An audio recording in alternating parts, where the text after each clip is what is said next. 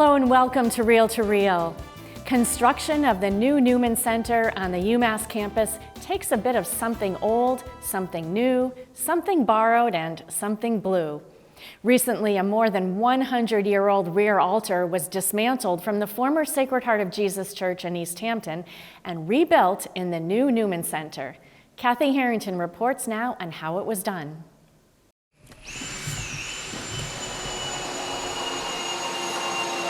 Before even the construction began for the Newman Center, I went around to different churches that were closed to see what would be reasonable for us to take for a new center instead of purchasing new things. Having celebrated the Polish Mass at the former Sacred Heart Church in East Hampton, Father Daly remembered the Reredos as he planned the new chapel.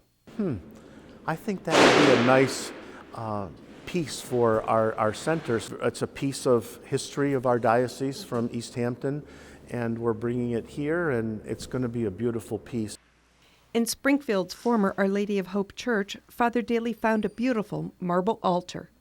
You can see through because in the Reredos in the back, there's the lamb in the center. So people sitting in the pew can see through the altar and see the back Reredos, the beautiful Lamb of God that's carved into the bottom of that Reredos. Beyond the thrift store sale items at Angel's Attic in East Hampton is the Reredos Father Daly plans to give a new life. A carpenter from Kentucky and his son brought in to dismantle the back altar and reinstall it in the new chapel. This is a really unique altar. It's really quite fabulous. Vincent Beck, with the help of his son Damien, will tackle the project. He says it will take a little detective work to figure out how things were assembled. This is a special altar. This is definitely a special altar. It's just really the ornateness of it. So it's cool. Beck was sent photos of the Reredos, but says they didn't do it justice. Wow. The depth, you have all the depth from the altar, the height. You don't always get any of it in the picture because you can zoom a picture in to make it fit in your screen. If somebody's not standing there next to it or standing up high on it, you can't really judge how big it is. So it's really cool to be able to do it.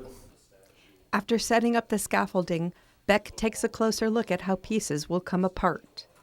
So you're nervous till you get there, and then you get started on it, and things start coming apart, and it does come apart.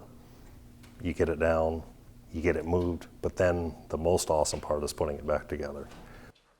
Beck says the tabernacle will go to the Newman Center, but the steps are staying put. It means some rebuilding once on site in Amherst. He explains why this project is so important.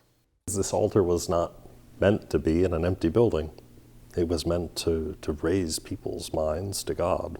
I mean, you're supposed to go into the church and it's supposed to fill you with awe, just like it should you should have awe for God.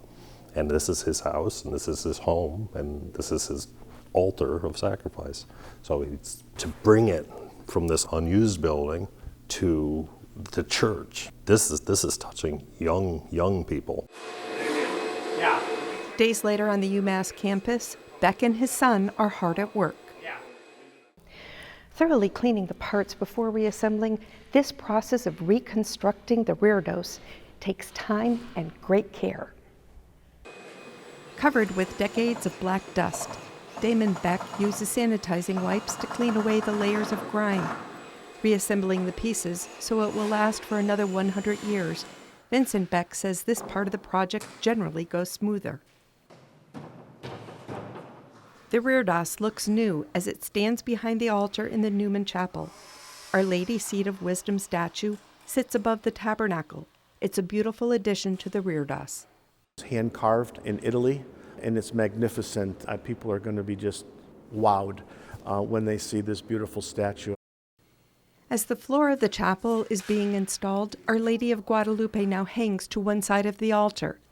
A piece of the old Newman Center finds her new home. St. John Henry Newman remains covered on the other side. Along the walls, 8 angels now hang.